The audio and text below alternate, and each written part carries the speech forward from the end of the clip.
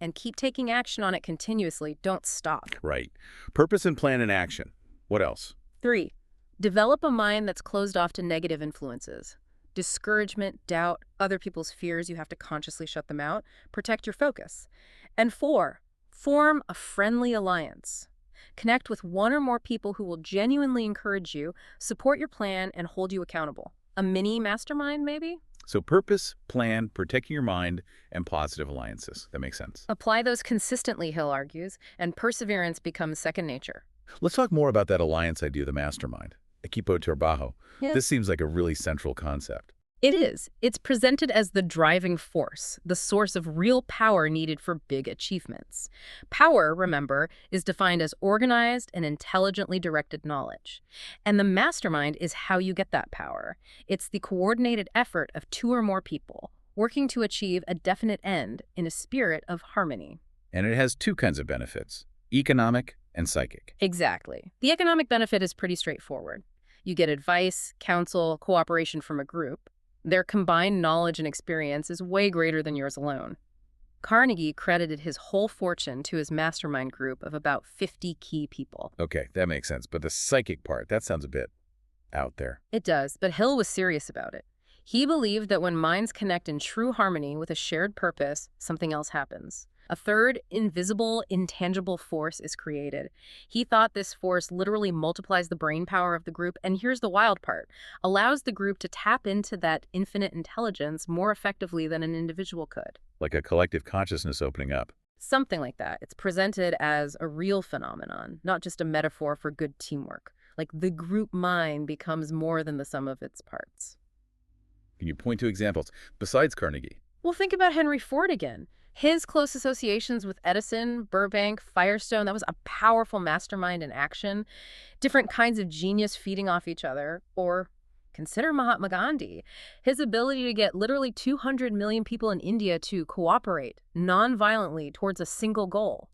That's the mastermind principle operating on an unbelievable scale, creating harmony and shared purpose among millions. Okay, moving into slightly more sensitive territory perhaps. The mystery of sex transmutation.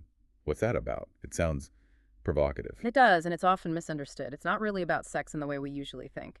Hill argues that the sex drive is the most powerful human desire, the strongest mental stimulus we have. Transmutation, in this context, means consciously redirecting that powerful energy, taking the force behind physical desire and channeling it into creative work, into achieving your goals. So converting that raw energy into fuel for ambition. Pretty much. He believed that when controlled and redirected, this energy significantly boosts imagination, courage, willpower, perseverance, all the qualities needed for high achievement. It becomes creative fuel. He links this to historical figures too, right? Yes. He suggests many great leaders and creators throughout history had highly developed vital energy, a strong life force. People like Napoleon, especially when influenced by Josephine or Lincoln, inspired by his love for Anne Rutledge. Hill's theory is that their extraordinary achievements stemmed partly from their ability to harness and transmute this powerful internal energy into their work and leadership. Interesting. He also talks about age, doesn't he? That people are often most productive later in life. Yeah, he points out that the period between roughly 40 and 60 is often when people achieve their greatest successes. His explanation connects back to transmutation, suggesting that as people mature, this energy naturally tends to shift more from purely physical expression towards intellectual and creative pursuits, making that period particularly potent for achievement. Okay. From inner energy to the brain itself. He describes it as a kind of radio, a receiving and emitting station. Yes, that's the analogy. He suggests the brain isn't just a processing unit, but it can both send out thought vibrations and receive them, like a radio transceiver, the creative imagination faculty we talked about earlier. He sees that as the brain's receiving set, capable of picking up thoughts and ideas from other brains, and also from that broader, infinite intelligence.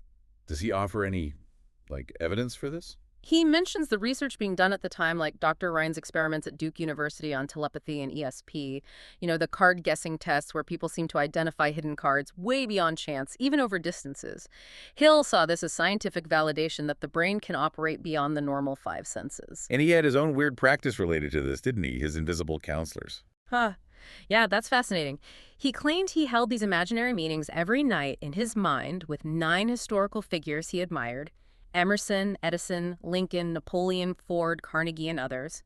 He'd mentally pose problems to them, imagine their advice. He believed this mental mastermind helped him refine his own character and actually receive brilliant ideas and guidance, tapping into their vibrations, maybe. Whether literal or metaphorical, it's a powerful mental tool. Definitely a way to structure thinking and access deeper insights. Okay, now we need to tackle the big obstacles. The 6 ghosts of fear.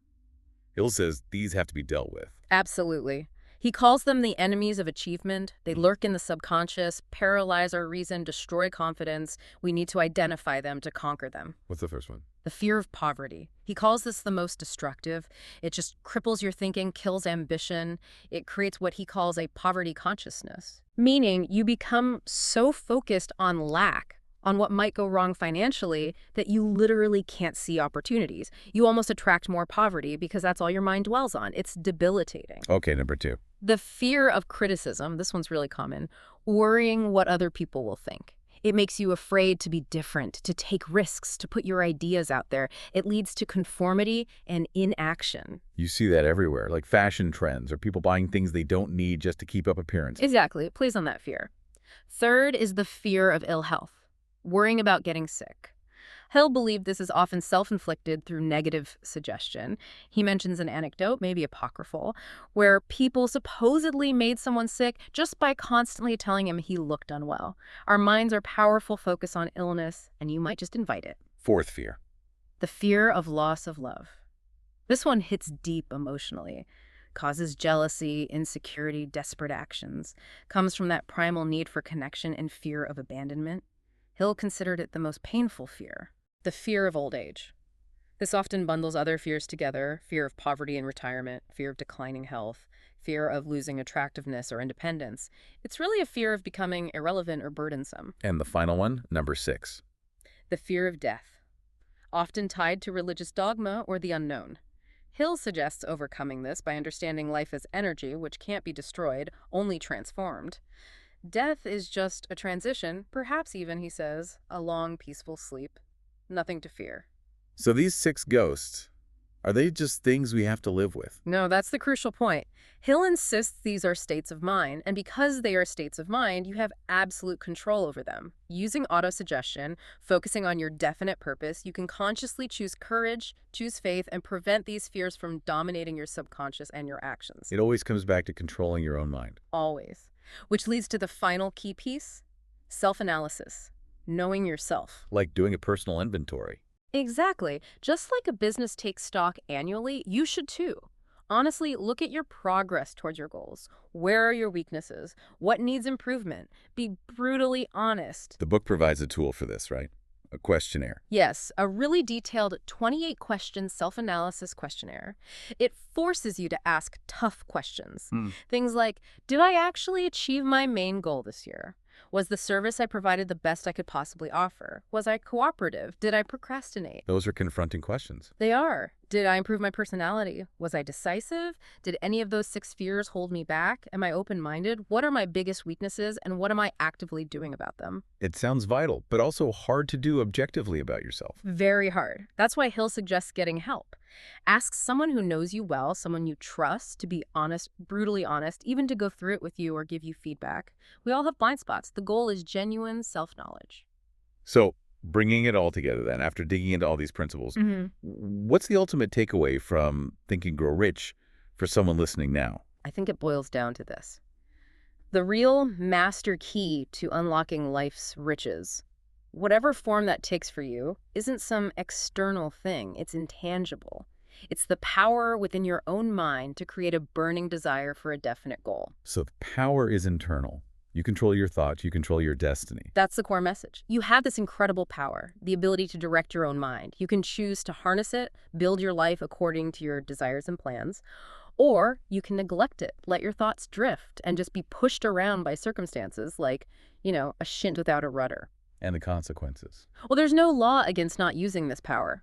But the price, Elle says, is usually failure, mediocrity, or just a sense of dissatisfaction, the reward for using it. Deep satisfaction, achievement, and the ability to genuinely ask life for what you want and get it. So it's a final thought to leave everyone with. Yeah, maybe think about this. What's that impossible dream you've been holding back on? What specific goal could you ignite with that kind of burning desire? What if you backed it with unwavering perseverance, built a supportive alliance, and truly believed? Could you compel life to give you what you ask? Remember that quote. Every adversity, every failure carries with it the seed of an equal or greater benefit. The journey starts now. It's up to you to plant that seed.